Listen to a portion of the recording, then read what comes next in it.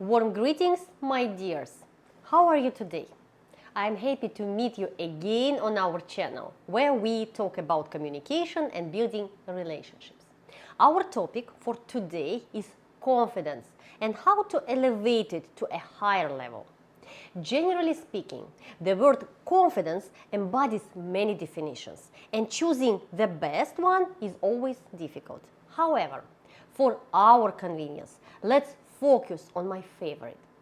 Confidence can be described as believing in yourself, that you can meet life's challenges to succeed and to act in a way that conveys that belief.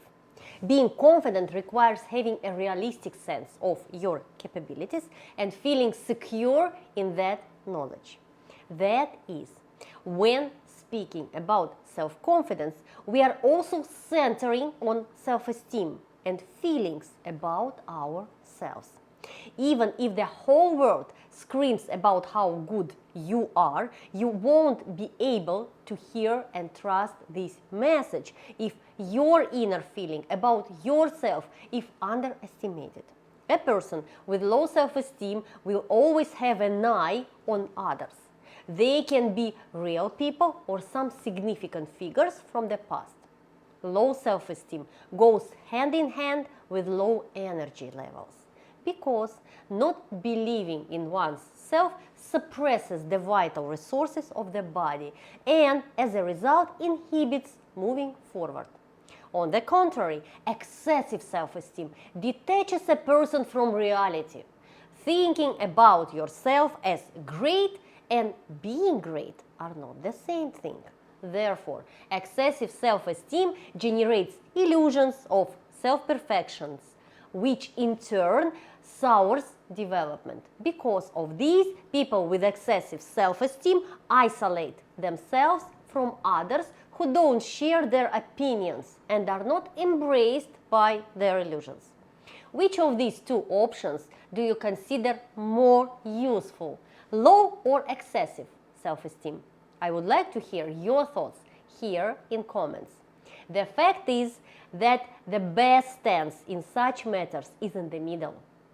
It's an adequate level of self-esteem, whereby you can still continue to compare yourself with others or even ask their opinion about yourself, while thinking of yourself as someone great and unique in terms of self-efficacy.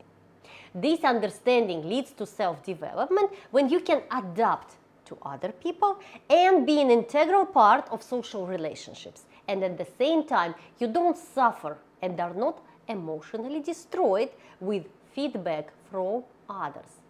You can endlessly believe in yourself, your fears and your doubts, and justify all of them. This is what we call risks calculation. So, how does one succeed in becoming confident?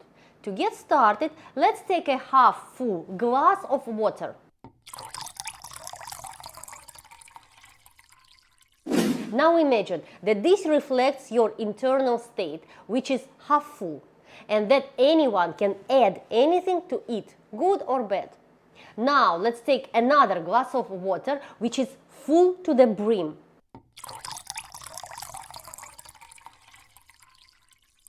What do you think? Is there a room for anything else? Of course not, because it's full. It works the same way for our internal state. When it's full, there is no place for negative statements and feedback of other people or other unnecessary thoughts.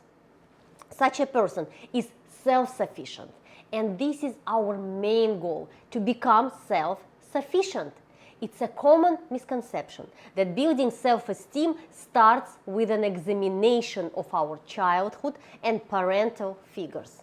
The fact is that any constructive process should start with the right motivation, goal setting, and an understanding of the benefits of the current situation.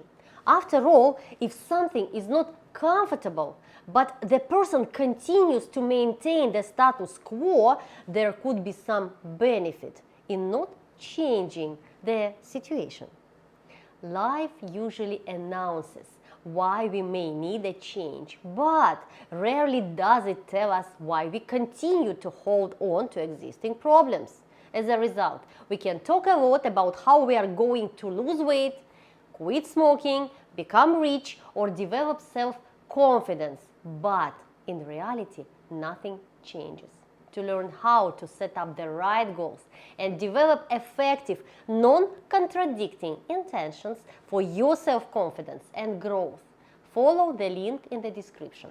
And let's do it together on our website. Remember, it's in your hands to be confident, communicate, connect, and prosper. Don't forget to subscribe and see you soon.